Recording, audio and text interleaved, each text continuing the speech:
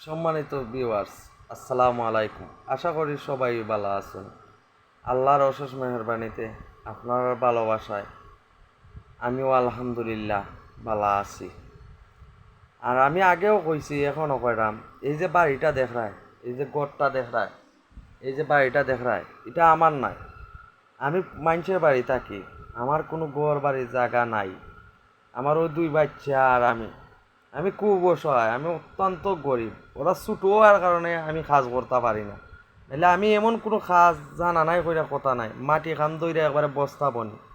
আমি সব কিছু পারি, পড়ালেখাও আছে আল্লাহর রহমতে।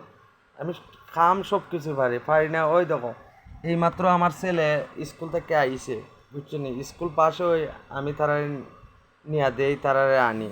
আজকে গেছি না আপনার মাধ্যমে এর দাঁড় হিসাবে, মেয়েটাও স্কুলও, ছেলেটা